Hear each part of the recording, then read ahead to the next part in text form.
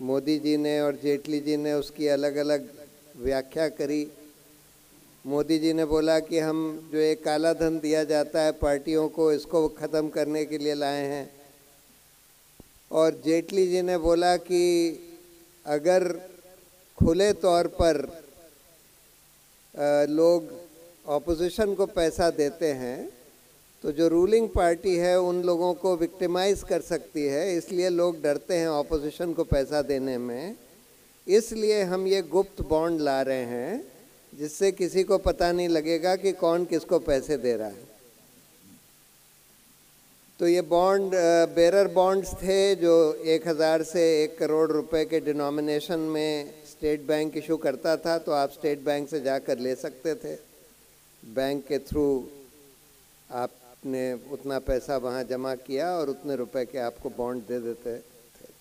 उस पर किसी का नाम नहीं लिखा होता था, तो आपने 1 करोड़ रुपए के अगर बॉन्ड खरीदे, 10 बॉन्ड, उसमें कोई नाम नहीं लिखा है, आप किसी पॉलिटिकल पार्टी को दे सकते हैं या किसी और जने को दे सकते हैं, उससे आप कैश ले सकते हैं और वो फिर पॉलिटिकल पार्टी को दे सकता है।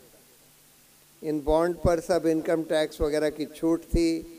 जो जना उसको खरीदता था, जो कंपनी खरीदती थी उसको भी छूट मिलती थी जिस पॉलिटिकल पार्टी को वो दिए जाते थे। पॉलिटिकल पार्टियों को तो डोनेशन की वैसे ही छूट है, कोई टैक्स नहीं लगता।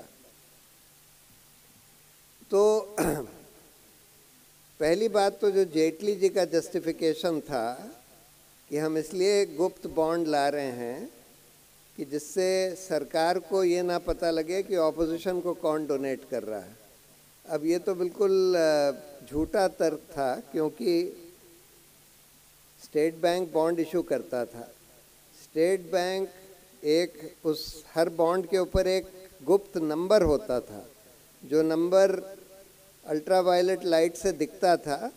लेकिन जब स्टेट बैंक बॉन्ड इशू करता था तो वो ये लिख लेता था कि किसने इस नंबर का बॉन्ड खरीदा, और उसके बाद जब पॉलिटिकल पार्टी अपने खाते में वो बॉन्ड को जमा करती थी तब फिर से वो लिख लेते थे कि इस पार्टी ने इस नंबर का बॉन्ड जमा किया। इसका मतलब स्टेट बैंक को तो ये पूरी सूचना थी कि किसने ये बॉन्ड खरीदा और किस पार्टी को दिया। और स्टेट बैंक क्योंकि सरकारी बैंक है, सरकार के कंट्रोल में है, तो केंद्र सरकार को तो पूरी सूचना थी कि कौन इन बॉन्ड के ज़रिए ऑपोजिशन को पैसे दे रहा है। सिर्फ ऑपोजिशन को और जनता को नहीं पता था, और इलेक्शन कमीशन को भी नहीं पता लगता था कि ये पैसा किसने किसको दिया, बट सरकार को पता था। तो जेटली जी का जो तर्क था वो तो वैसे ही झूठा निकल गया। अब मोदी जी का तर्क था कि हम काले धन को ख़त्म करना चाहते हैं, इसलिए हम ये बॉन्ड ला रहे हैं, क्योंकि बॉन्ड जो है बैंक के थ्रू ही खरीदा जाएगा। अब ये तर्क भी झूठा था। ये तो इसी से आप समझ सकते हैं, मोदी जी अभी 2 दिन पहले कह रहे थे कि अंबानी अडानी ट्रक में बोरों में भर भर कर कैश पैसा कांग्रेस को भेजते थे, ये कह रहे थे। अब वो कांग्रेस को भेजते थे या किसको, राहुल गांधी ने तो ये पूछ लिया कि अच्छा आपको तजुर्बा है कि ये लोग अंबानी अडानी ट्रक में बोरों में भर भर कर कैश भेजते हैं? अगर आपको ये खुद तजुर्बा है कि ये ट्रक में बोरों में भर कर कैश भेजते हैं, तो आप ईडी आईटी अगर ये काला धन भेजते हैं इस तरह से, तो आप उनकी रेड क्यों नहीं करते? तो देखिए, कैश पर तो कोई रोक लगाई नहीं गई। तो ये जो मोदी जी का तर्क था कि इलेक्टोरल बॉन्ड लाने से कैश पर रोक लग जाएगी, ये तो बिल्कुल गलत था। अभी भी इलेक्शन कमीशन जो थोड़ा बहुत पकड़ती भी है कैश, उसी में हजारों करोड़ का कैश पकड़ लेती है इलेक्शन के दौरान। तो इलेक्शन में तो खूब कैश यूज़ हो रहा है, पार्टियां भी यूज़ कर रही हैं, कैंडिडेट्स भी यूज़ कर रहे हैं। अगर सचमुच कैश ख़त्म करना था इलेक्शंस में या पार्टियों के द्वारा, तो उसका एक आसान तरीका था। देखिए, जब मोदी जी ने नोटबंदी करी थी तो ये कहा था कि हम कैशलेस इकोनॉमी चाहते हैं। हम ये नहीं चाहते कि कैश से ट्रांजैक्शंस हों, सारे ट्रांजैक्शंस बैंक के ज़रिए होने चाहिए।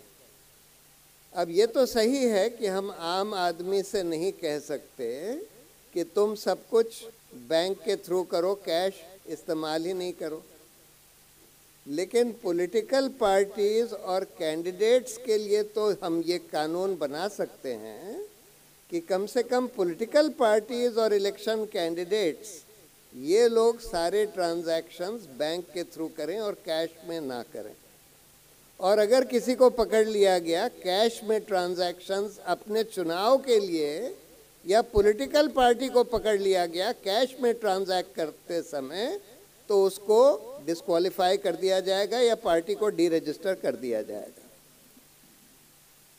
अगर सचमुच आपकी इच्छा शक्ति होती कि हम कैश ख़त्म करना चाहते हैं इस पूरे चुनावी खर्चे से, तो आपको इस तरह का कानून बनाना चाहिए था। वो तो आपने बनाया नहीं। तो कैश के ऊपर तो कोई रोक नहीं लगाई गई। कैश तो खूब चल रहा है, पहले भी चल रहा था, अभी भी चल रहा है।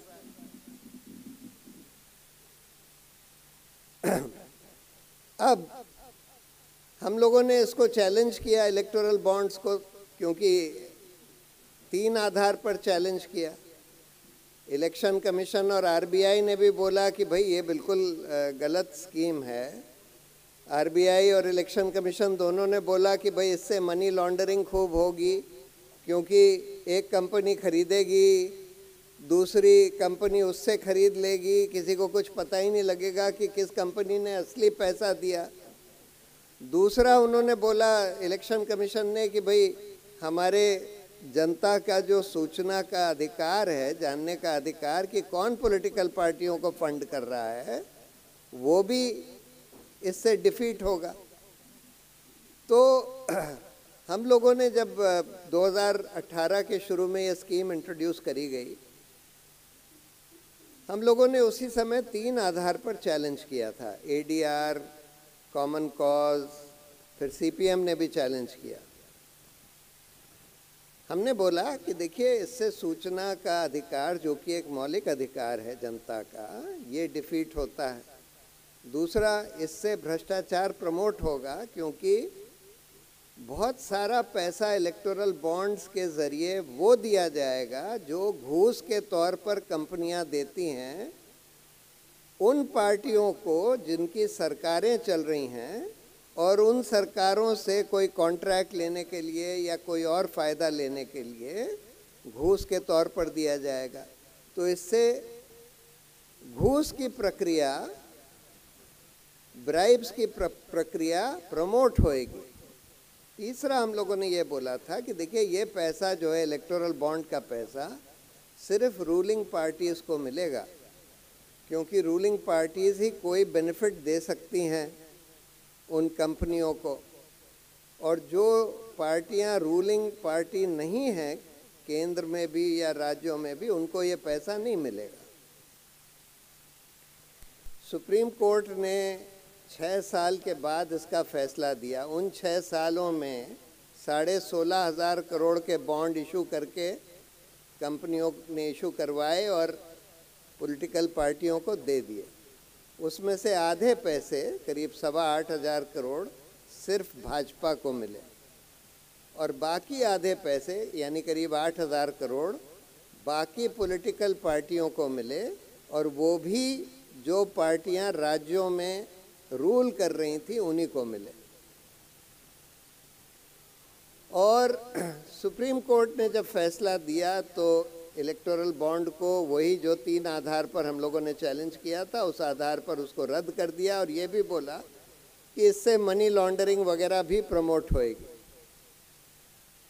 और उसके अलावा एक और कानून में जो संशोधन किया गया था, कि पहले कानून कहता था कि कोई पॉलिटिकल पार्टी अपने प्रॉफिट का 7.5% से ज़्यादा, कोई भी कंपनी अपने प्रॉफिट का 7.5% से ज़्यादा पॉलिटिकल पार्टी को डोनेट नहीं कर सकती। उस लिमिट को हटा दिया उस अमेंडमेंट से, जो कि इलेक्टोरल बॉन्ड के संग लाया गया। और अब कह दिया गया कि कोई भी कंपनी कितना भी पैसा पॉलिटिकल पार्टी को दे सकती है, चाहे उसका प्रॉफिट हो चाहे ना हो। सुप्रीम कोर्ट ने इस कानून को भी रद्द कर दिया और ये कह दिया कि ये तो हमारे एक तो मनी लॉन्ड्रिंग को प्रमोट करेगा और दूसरी बात यह है कि हमारे डेमोक्रेसी को भी वीकन करेगा। लेकिन सबसे बड़ा काम सुप्रीम कोर्ट ने ये किया कि स्टेट बैंक को बोल दिया कि जो भी तुम्हारे पास सूचना है कि किसने ये बॉन्ड खरीदे और किस पार्टी को दिए, ये तुम पूरी सार्वजनिक कर दो। स्टेट बैंक ने काफ़ी दिन तक इस पर आनाकानी करी। पहले तो ये बोले 3 हफ्ते के अंदर उनको ये सूचना देनी थी। 3 हफ्ते बाद आकर सुप्रीम कोर्ट में दलील दी, नहीं हमको अभी 3.5 महीना और लगेगा, 30 जून तक हम ये सूचना दे देंगे, चुनाव गुजर जाने दीजिए, चुनाव के बाद हम ये सूचना देंगे। सुप्रीम कोर्ट ने बोला कि तुम्हारे पास तो ये सूचना है, तुम कल तक दे दो।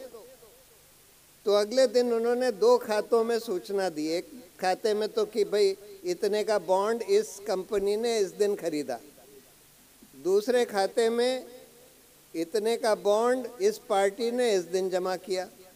लेकिन उसमें भी बॉन्ड के नंबर नहीं बताए जिससे कि आप ये मैच कर सकें कि ये बॉन्ड किस कंपनी ने किस पार्टी को दिया।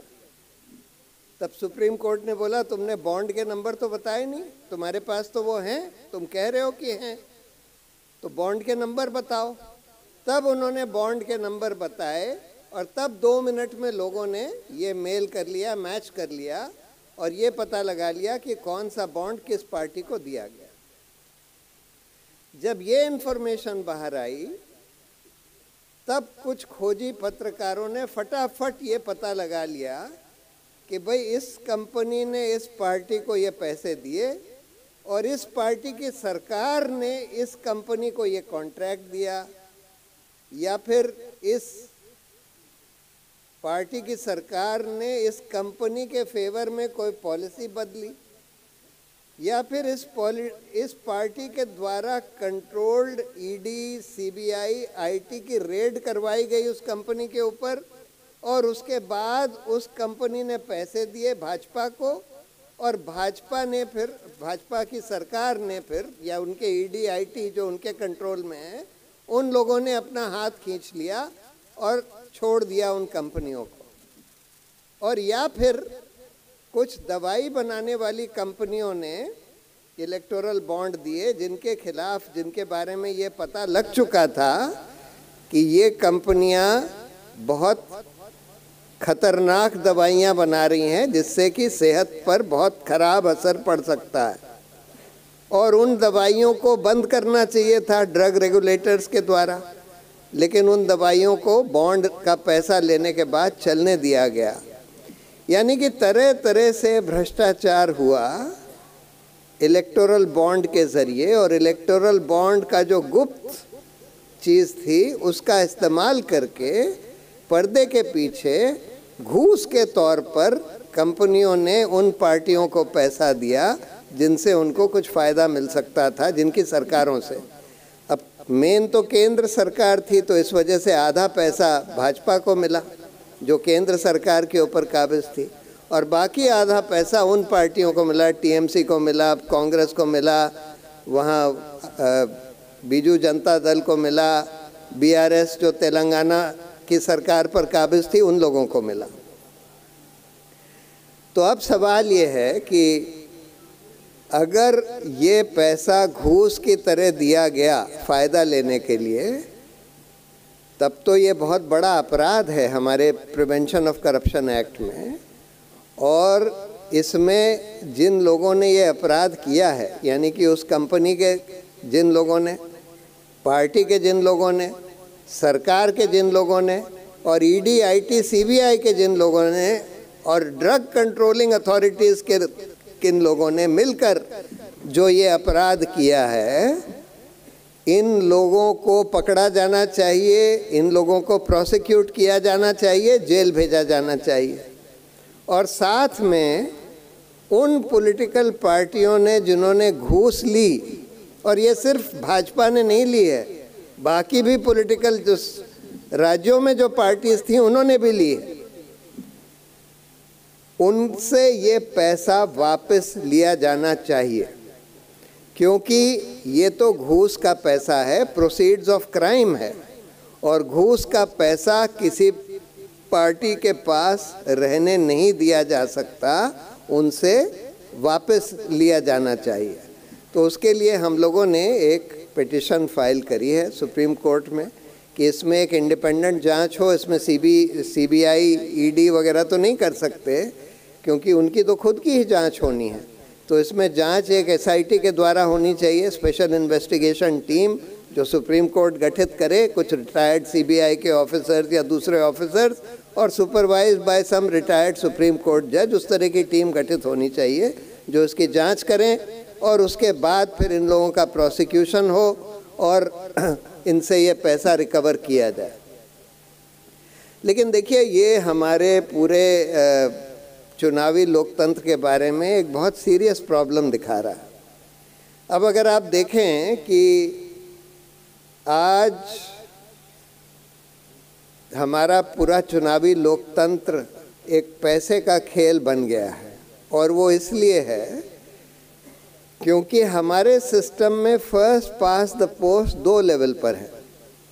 मतलब जब हम अपने कैंडिडेट को चुनते हैं तो जिस कैंडिडेट को सबसे ज़्यादा वोट मिलती है, चाहे उसको सिर्फ 25% ही वोट मिली हो, अगर बाकी कैंडिडेट से ज़्यादा वोट मिली है उसे, तब वही एक सोल रिप्रेजेंटेटिव बन जाता है उस कंस्टिट्यूएंसी का। और बाकी लोगों को अगर कुल मिला के 75% वोट भी मिली हो, उनकी वोट का कोई मायने नहीं रहता।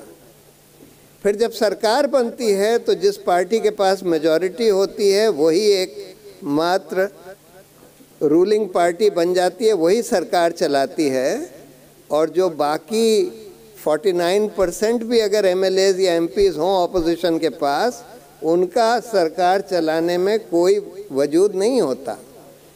इसका रिजल्ट ये होता है कि जब हम वोट देने जाते हैं तो हम सिर्फ उन पार्टियों को या उन कैंडिडेट्स को वोट नहीं करते जो हमें सबसे अच्छे लगते हैं। अगर हमें ये लगे कि भाई ये पार्टी तो पावर में आने नहीं वाली, या ये कैंडिडेट तो जीतने नहीं वाला, अच्छा तो ज़रूर है, सबसे अच्छा यही है, लेकिन ये जीत तो सकता नहीं, इसलिए हम इसको वोट देंगे तो हमारी वोट तो बर्बाद हो जाएगी, तब हम ये देखते हैं कि जो 2 पार्टियां जो रेस में हैं, या 2 कैंडिडेट्स जो रेस में हैं, उनमें से जो हमको कम खराब लगता है उसको हम वोट दे देते हैं। अब ये हम कैसे समझते हैं कि कौन रेस में है, कौन रेस से बाहर है? इसका हम आधार ये होता है, हम ये देखते हैं कि किस कैंडिडेट की कितनी विजिबिलिटी है, किस पार्टी की कितनी विजिबिलिटी है। और अगर हम देखते हैं कि भाई ये कैंडिडेट तो बहुत अच्छा है, पार्टी भी बहुत अच्छी है, लेकिन इसकी कोई विजिबिलिटी नहीं है, तो जीत ही नहीं सकते। अब विजिबिलिटी कैसे बनती है? विजिबिलिटी बनती है मेनली पैसे से। कभी कभी वो अपवाद के तौर पर बगैर पैसे के भी विजिबिलिटी बन जाती है, बहुत कम, लेकिन ज़्यादातर विजिबिलिटी पैसे के आधार पर बनती है। आप पैसे से एडवर्टाइजमेंट्स अखबारों में, टेलीविज़न पर, सब जगह चला सकते हैं। पैसे से ही आप बड़े बड़े होर्डिंग्स, बैनर्स, पोस्टर्स लगवा सकते हैं। पैसे से ही आप पेड वर्कर्स को घुमा सकते हैं, आपके हैंडबिल्स डिस्ट्रीब्यूट करेगा। और पैसे से ही आजकल बड़ी बड़ी रैलियां कराई जाती हैं, ऑर्गेनाइज करी जाती हैं। मोदी जी जब रैली करते हैं तो ठेके दिए जाते हैं, वे तुम 100 ट्रक लाओ, तुमको हम 50 लाख दे देंगे या 20 लाख दे देंगे, जो भी दे देंगे। और उस आधार पर ट्रक से, बसों से लोगों को पैसे दे दे के मंगाया जाता है, और फिर टीवी पर दिखाया जाता है कि भाई इसकी तो इतनी बड़ी रैली हो गई, इसके मतलब ये तो बिल्कुल रेस में है, इस चुनाव के रेस में है। तो इसलिए पैसा ही एक मात्र डिटर्मिनिंग फैक्टर ऑलमोस्ट हो गया है आजकल के चुनाव में। देखिए, आज मेरा मानना है कि भाजपा के पास सब पार्टियों को मिला भी लिया जाए उनसे कम से कम 4 गुना पैसा है और 4 गुना पैसा खर्च कर रहे हैं। भाजपा जो है उन्होंने और पार्टियों के सारे फंडिंग को चोक कर दिया है, उनके अकाउंट्स वगैरह फ्रीज कर दिए हैं, उनके लीडर्स को अरेस्ट भी कर लिया है। सब तरह से इलेक्शन कमीशन उनके कब्जे में है। वो लोग कितना भी कम्युनल स्पीचेस देते रहे, इलेक्शन कमीशन कुछ नहीं करता। ऑपोजिशन वाले जरा भी चूं कर दें, अगर अभी खड़गे साहब ने बोल दिया कि भाई इलेक्शन कमीशन पार्टिजन काम कर रहा है, पार्टिजन तरीके से काम कर रहा है, तो खड़गे साहब को ही नोटिस दे दिया। तो इन सब के बावजूद भी आज मुझे लगता है कि आज फिर भी बीजेपी हारेगी, इतना सब एडवांटेज होने के बावजूद, क्योंकि लोगों को दिख रहा है कि क्या हो रहा है, किस तरह से हमारे लोकतंत्र का गला घोटा जा रहा है। लेकिन देखिए, नॉर्मल इलेक्शन में, ये नॉर्मल इलेक्शन नहीं है, ये बड़ा एबनॉर्मल इलेक्शन है। ये उसी तरह का इलेक्शन है जो इमरजेंसी के बाद वाला इलेक्शन था। नॉर्मल इलेक्शन में पैसे का खेल ही चलता है, और अगर हमको पैसे का खेल, चुनाव पैसे का खेल ना रह जाए, उसके लिए अगर कुछ करना है तो हमको कई रिफॉर्म्स करने होंगे। आज इलेक्शन कैंडिडेट के ऊपर कितना खर्चा वो कर सकता है उसके ऊपर तो लिमिट लगी है, 75 लाख या 90 लाख, लेकिन पार्टी कितना पैसा खर्च कर सकती है उसके ऊपर कोई लिमिट नहीं है। यानी अब देखिए, अगर भाजपा 500 कैंडिडेट खड़े करे तो 500 कैंडिडेट के ऊपर ज़्यादा से ज़्यादा वो 400-450 करोड़ खर्च कर सकते हैं कुल मिलाकर। लेकिन भाजपा के पास सिर्फ इलेक्टोरल बॉन्ड के जरिए 6 साल में 8,500 करोड़ आ गया, और तरह से और 8,000 करोड़ आ गया, यानी 16,000 करोड़ आ गया। यानी कि जितना पैसा उनके सारे कैंडिडेट्स मिलाकर खर्च कर सकते हैं, उससे 40 गुना पैसा भाजपा खर्च कर सकती है। तो इस इलेक्शन लिमिट का कोई मायने ही नहीं रहा अगर पॉलिटिकल पार्टी के स्पेंडिंग पर आप लिमिट नहीं लगाते। और दूसरी बात, उसको एनफोर्स करना होगा। अगर जैसे मोदी जी कहते हैं कि अंबानी अडानी ट्रक में बोरियों में भर भर कर पैसे भेजते हैं और कैश में लोग खर्च कर रहे हैं, और कैंडिडेट्स भी आजकल 75 लाख या 90 लाख लिमिट है, लेकिन 50-50 करोड़ खर्च कर देते हैं और उनको पकड़ा नहीं जाता क्योंकि वो सब कैश में खर्च करते हैं और अपने रिटर्न में दिखाते नहीं हैं।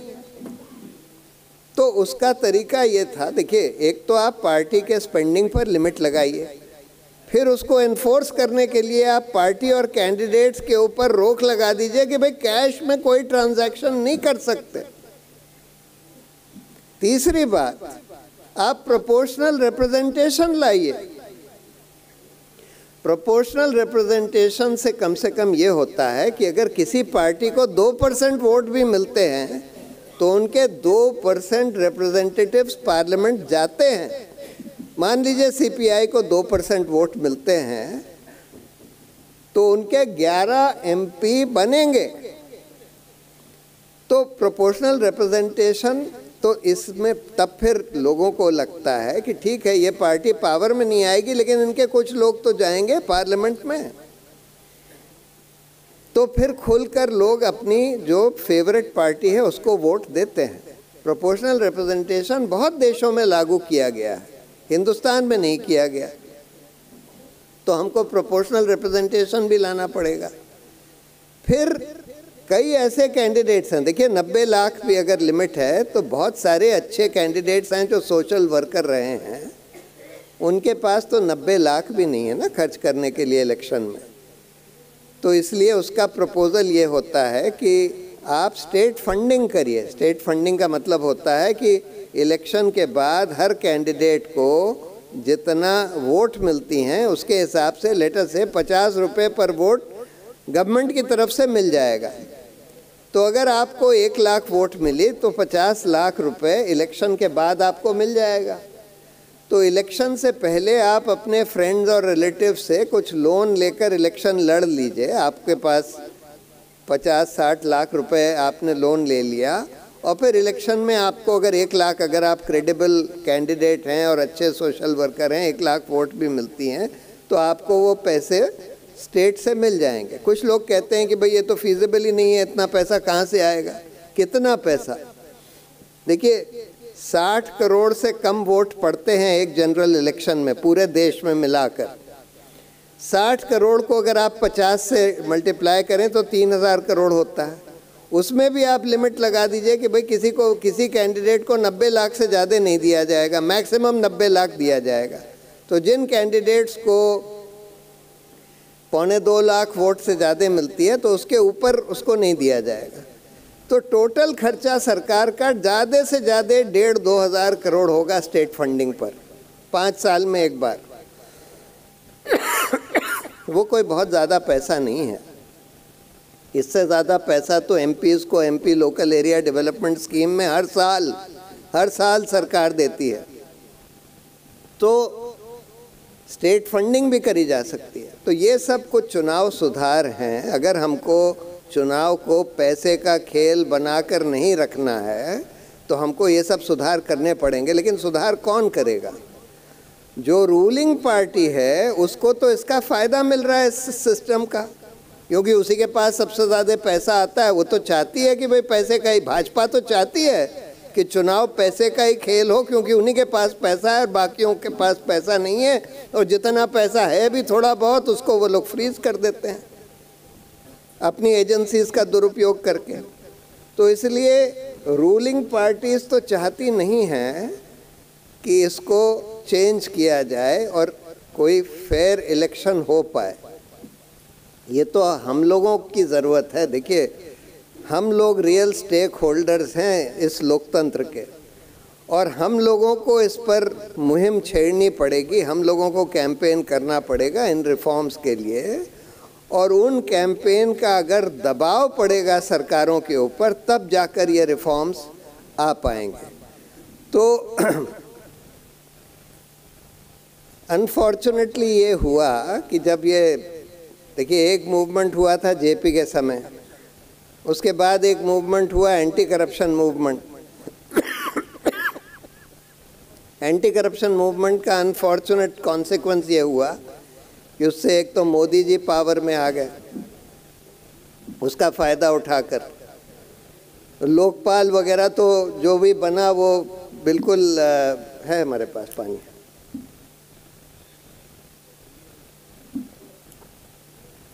उसका भी कोई फ़ायदा नहीं हुआ। पहले तो इन्होंने बनाया ही नहीं 5 साल तक, फिर बनाया भी तो ऐसे लोगों को बना दिया है। अब एक साहब को बना दिया है जिन्होंने धड़ाधड़ फैसले सरकार के हक में दिए, सुप्रीम कोर्ट में थे खानविलकर साहब, उनको लोकपाल बना दिया है। उन्होंने एकमात्र बस ये काम किया है कि महुआ मोइत्रा का इन्वेस्टिगेशन ऑर्डर कर दिया। उनको ये नहीं दिख रहा कि इलेक्टोरल बॉन्ड में इतना बड़ा घोटाला हो गया, इसका कोई इन्वेस्टिगेशन कराएं, लेकिन महुआ मोइत्रा के कैश फॉर क्वेश्चंस में उन्होंने इन्वेस्टिगेशन ऑर्डर कर दिया। मतलब ये लोग तो सरकारी तोते हैं जो वहाँ पर अपॉइंट कर दिए गए हैं। तो लेकिन उसका कॉन्सिक्वेंस ये हुआ कि लोगों को इतनी निराशा हो गई कि लोग, जो एक्टिविस्ट लोग थे, वो घर पर आकर बैठ गए।